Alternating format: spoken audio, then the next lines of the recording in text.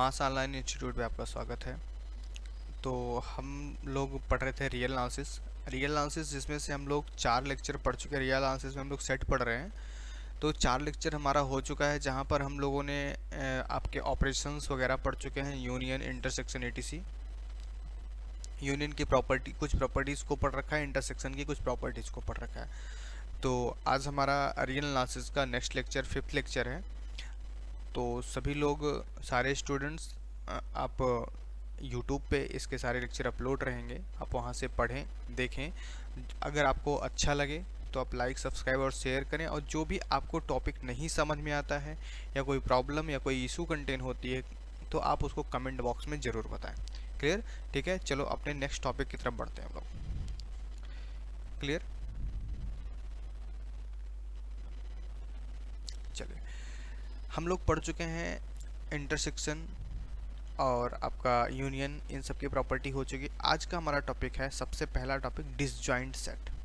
सबसे पहला टॉपिक है डिसजॉइंट सेट। सबसे पहला पॉइंट आपका disjoint set.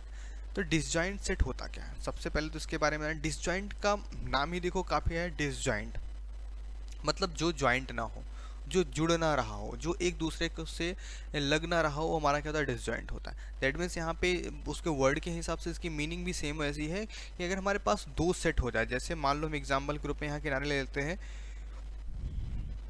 A and B, हमारे पास दो सेट इस तरह से हो जाए, दो सेट हमारे पास हो, ये दोनों की कोई भी एलिमेंट आपस में मिल ना रहे हों। डिसजॉइंट का मतलब है तो दोनों एक दूसरे से कहीं ना कहीं मिल रहे हो तो जॉइंट होते हैं, लेकिन एक दूसरे से कोई भी एलिमेंट एक दूसरे से मैच नहीं करेगा, बिलोंग नहीं करेगा।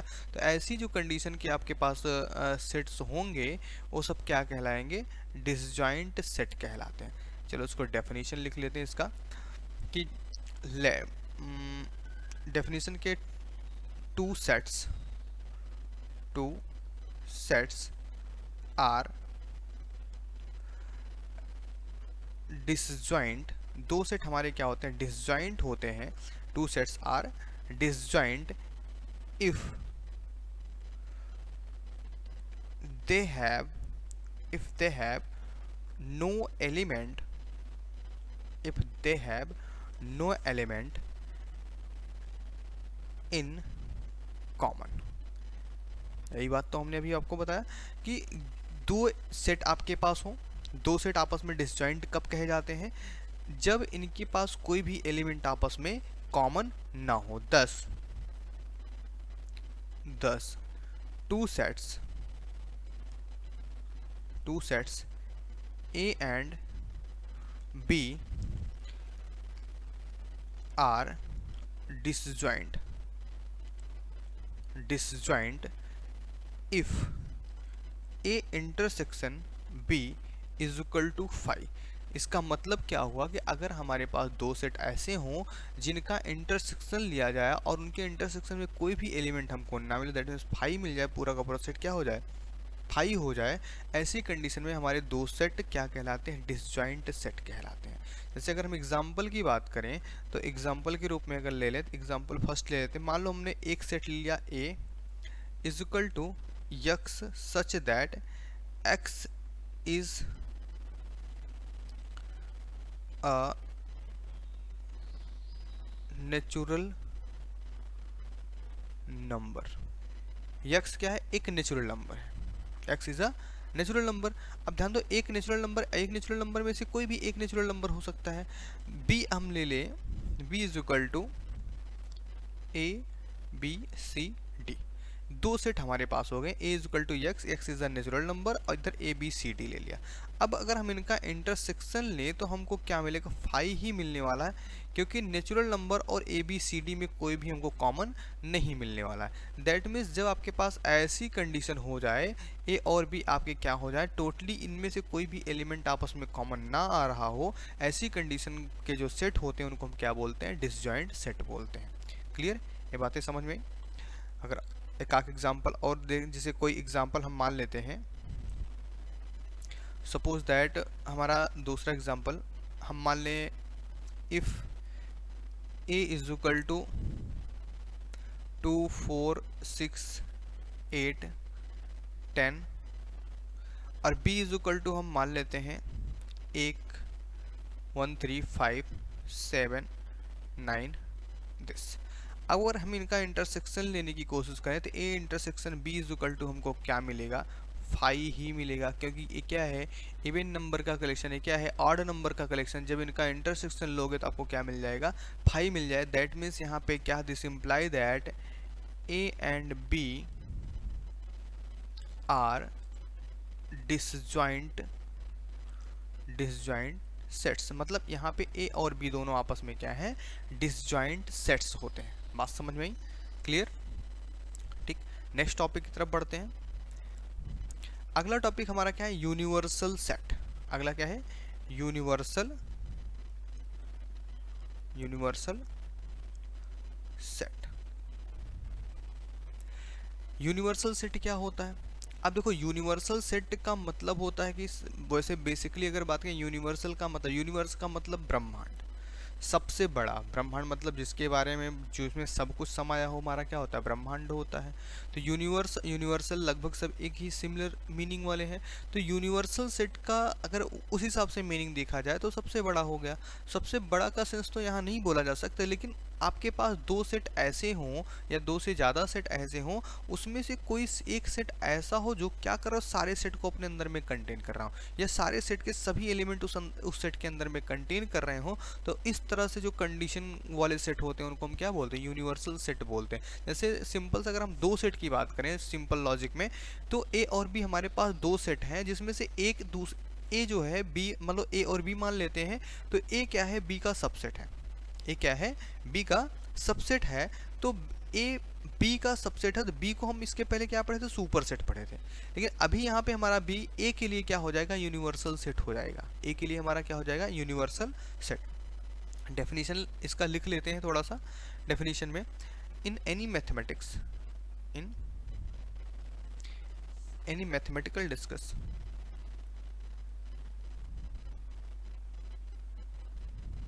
Mathematical discussion, we consider all the sets to be subset of a given fixed set known as a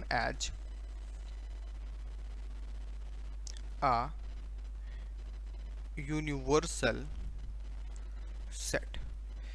क्या लिखा मैंने, it in any mathematical discussion, कोई भी मैथमेटिकल डिस्कशन हो, बी कंसीडर, हम कंसीडर करते हैं all the set to be subset of the given fix set, किसी दिए गए सेट का वो सबसेट होता है।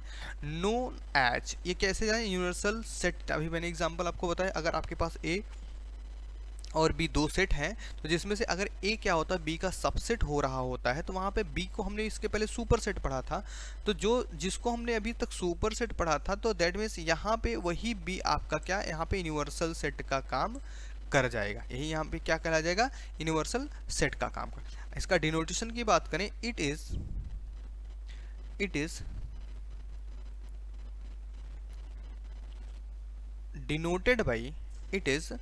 डिनोटेड बाई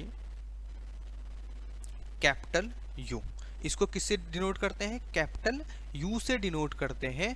तो दैट मीन्स यूनिवर्सल सेट किससे डिनोट किया जाता है, कैपिटल यू से डिनोट किया जाता है। बात समझ में? अगर हम एग्जांपल की बात करें, फॉर एग्जांपल की बात करें, मान लेते हैं पहला example, if A is set of all natural numbers. मान लेते हैं हमारा ए क्या है, set of all natural numbers है, ठीक है। दूसरा कंडीशन, दूसरा हम बी मान लेते हैं, बी इज, या बी इज इक्वल टू ले लो, B is equal to 1 2 3 4 only. Clear. अब यहाँ पे कंडीशन क्या है कि अगर इस पे ध्यान दिया जाए तो B is subset of A है कि नहीं है, B is a subset of A है। तो जब ऐसी कंडीशन हमारे पे हो रही, B आपका क्या, A का सबसेट है, B हमारा क्या है, A का सबसेट है, ऐसी कंडीशन में ध्यान दो, इसको हम यहाँ पे A हमारा क्या हो गया, सुपर सेट हो गया, A को हम क्या बोलते हैं, सुपर सेट, अभी इसके पहले पढ़ के आए। अब B के लिए यही आपका A क्या हो जाएगा, यूनिवर्सल सेट हो जाएगा, क्या हो जाएगा, यूनिवर्सल सेट हो जाएगा। दैट मीन्स यूनिवर्सल का मतलब ये होता है कि B आपके A में कंटेन कर रहा है और कुछ एलिमेंट ऐसे हैं जो B के पास नहीं है, तो उन सब को मिला के A एक B से बड़ा सेट हो जा रहा है। तो ऐसी कंडीशन हमारा क्या, B आपका यूनिवर्सल सेट कहा जाता है। क्लियर। या अगर अनदर एग्जाम्पल की बात करें, अगर हम एग्जाम्पल सेकंड ले लें, एग्जाम्पल सेकंड ले लेते हैं, if any study of human population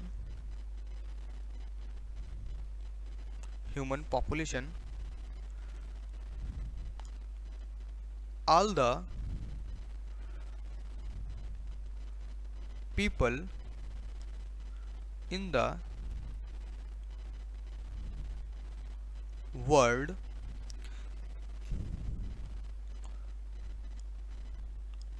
constitute a universal set। क्या बोला, if any study of human population, अगर ह्यूमन पॉपुलेशन की स्टडी करते हैं, all the people in the world constitute a universal set, पूरे विश्व के, पूरी धरती के जितने भी लोग हैं सब क्या एक यूनिवर्सल सेट का फॉर्मेशन कर रहे होते हैं। तो यूनिवर्सल सेट समझ में आया। यूनिवर्सल सेट क्या होता है, बेसिकली हमारे पास ऐसे सेट्स का कलेक्शन जहाँ पे आपके अनदर सेट कंटेन हो जाए, सारे के साथ अनदर सेट कंटेन हो जाए, उसको हम क्या बोलते हैं, यूनिवर्सल सेट बोलते हैं। Clear, universal set contain clear हुआ। चलो नेक्स्ट टॉपिक पे चलते हैं हम। नेक्स्ट टॉपिक हमारा difference of a set. Next topic हमारा क्या है, difference of set.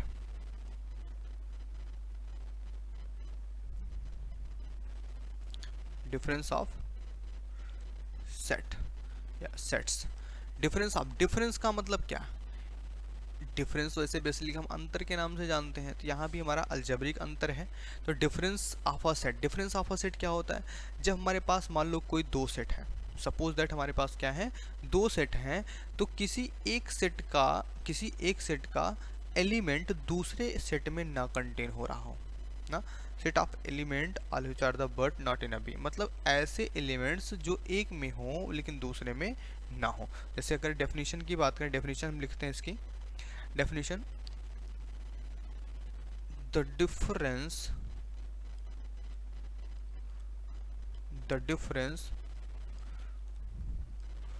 of two sets A and B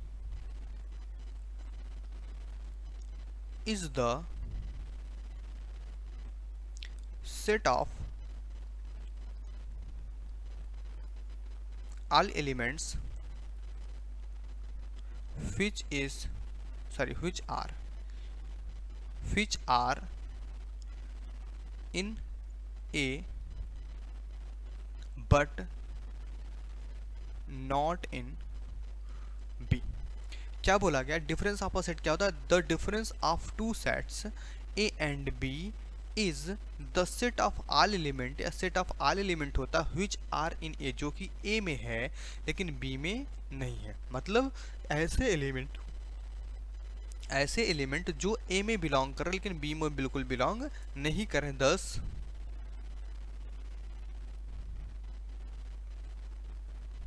thus the difference of set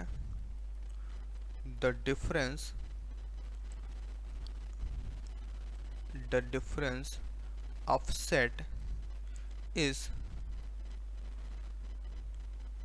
denoted by A minus B. Difference of a set जो होता है हम उसको किस तरह से डिनोट करते हैं, A माइनस बी से डिनोट करते हैं। अगर सिंबॉलिकली लिखें तो A minus B is equal to हमारा होता है X such that X in A and X does not belong to B.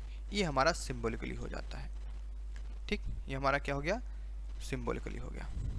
Clear. तो डिफरेंस ऑफ अ सेट समझ में आया। The difference of two set, अगर हमारे पास दो सेट हैं तो उन दोनों सेट को हम उनका डिफरेंस अगर हमको बोलना हो तो क्या बोला जाएगा कि किसी सेट के एलिमेंट दूसरे सेट में अगर बिल्कुल बिलोंग नहीं कर रहे हो, that means the difference of two set A and B is the set of all elements which are in A, जो कि एलिमेंट कहाँ पे हो, ए में हो बट नॉट बी, लेकिन बी में बिल्कुल बिलोंग नहीं कर रहे हो। Thus the difference of set is denoted by A minus B. इस मतलब डिफरेंस ऑफ सेट को हम ए माइनस बी से डिनोट करते हैं। अगर सिंबलिकली लिखना है तो हम उसको इस तरह से लिखते हैं। बातें क्लियर हुई। एग्जाम्पल अगर इसका देखें, एग्जाम्पल की बात अगर करें, एग्जाम्पल थोड़ा टैब को आगे बढ़ा लेते हैं।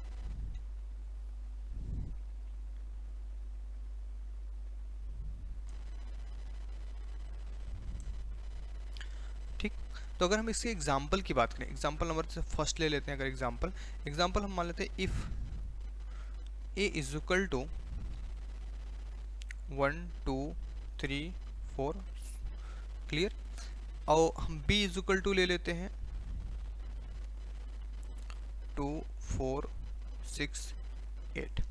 अब हमसे अगर कोई डिफरेंस पूछे तो a difference b is equal to क्या, अभी मैंने बताया कि a के ऐसे एलिमेंट जो a में बिलोंग कर रहे हैं, मतलब a में पूरी तरह से बिलोंग लेकिन b में बिल्कुल ना बिलोंग कर रहा है। अब सोचो a के कौन कौन से एलिमेंट ऐसे हैं जो b में बिलोंग नहीं कर रहे हैं। ऐसे एलिमेंट कितने होंगे या कौन कौन से हो सकते हैं जो में b में बिलोंग नहीं कर रहे। सिंपल सा लॉजिक देखो, 1 आपका a में है, 1 आपका a में है लेकिन b में बिलोंग नहीं कर रहा है। इसका मतलब पहला एलिमेंट 1 हो गया। 2 a में भी है, 2 b में भी है, इसका मतलब 3 आपका, ये 3 हो गया। 4 इसमें भी है। अब देखो पहले वाले सेट में आपके पास और कोई एलिमेंट नहीं, मतलब 1 और 3 ऐसा है जो डिफरेंस ऑफ अ सेट होगा, जो दो सेट का डिफरेंस आपका क्या 1 और 3 आएगा। बस बात समझ में आई। अगर दूसरे एग्जांपल की बात कर ले, मान लेते हैं कि हमारे पास दो if A is equal to, हमारे पास हो गया natural number X such that X is all natural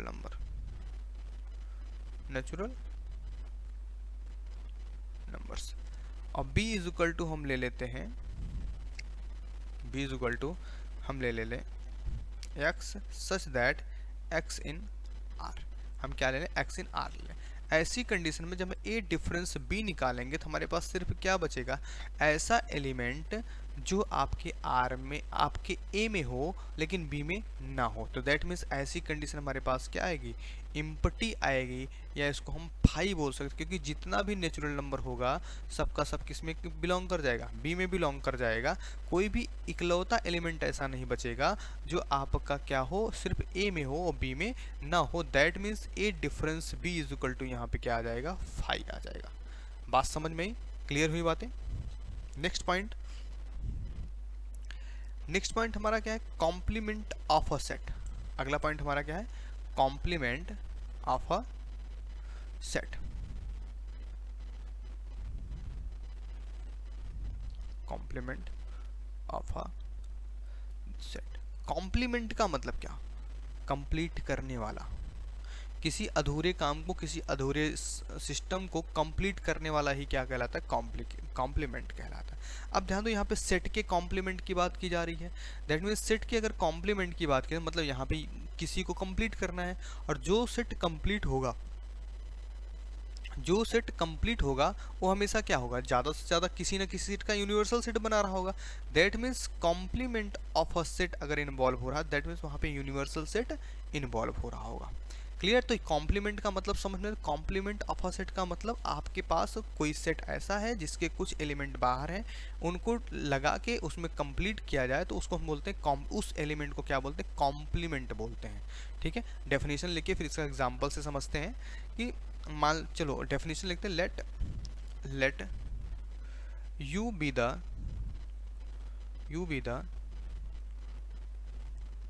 universal set. हम मान लेते हैं U क्या है, यूनिवर्सल सेट है, कोई यूनिवर्सल सेट है, and A is subset of U। और क्या मान लेते हैं, A किसका सबसेट है, U का सबसेट है। सिंपल सी बात है, अगर U हमारा कैपिटल U है ये, अगर U हमारा क्या है, यूनिवर्सल सेट है, तो कोई सेट A उसका क्या होगा, सबसेट हो जाएगा। सिंपल सा लॉजिक है, क्योंकि भाई यूनिवर्सल है तो यूनिवर्सल सबको अपने अंदर में कंटेन करेगा। Clear. Then the complement then the complement of A is the set of those elements of U, sorry capital U है, U of U which are not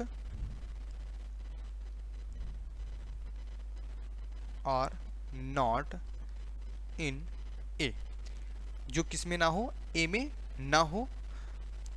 क्या बात समझे, कॉम्प्लीमेंट ऑफ अ सेट क्या होता है, let U be a universal set, U कोई universal set मान लिया। अच्छा, अगर ये यूनिवर्सल सेट है तो इसमें कोई ना कोई सेट A ऐसा होगा जो कंटेन कर रहा होगा, या फिर क्या होगा, सबसेट होगा। क्लियर, या क्या होगा, सबसेट होगा। अगर यह सबसेट है तो the complement of A, complement of A मतलब ए जो सेट है इसका अगर कॉम्प्लीमेंट की बात करें, is the set of those element, उस एलिमेंट्स का कलेक्शन होगा, किसके, यू के उस एलिमेंट का कलेक्शन हो जो ए में बिलोंग नहीं कर रहा होगा। अभी मैंने पहले बताया कि अगर हमारे पास कॉम्प्लीमेंट की बात हो रही है, दैट मीन्स यहाँ पे यूनिवर्सल की बात हो रही है। तो यूनिवर्सल की अगर बात आएगी तो जो सेट उसमें से निकाला जाएगा और उस सेट के अलावा जिस सेट को U को कंप्लीट करने में यूज किया जाएगा वही हमारा कॉम्प्लीमेंट हो जाएगा। तो वही चीज़ें लिखी गई कि set is the set of those element of U which are not in A, जो कि A में बिलोंग नहीं करता है। अगर इसको हम सिंबलिकली लिखें, इसको लिखते हैं A complement is equal to, क्या लिखते हैं, A complement is equal to, या इसको इस तरह से U माइनस A, मतलब क्या, difference of universal and A।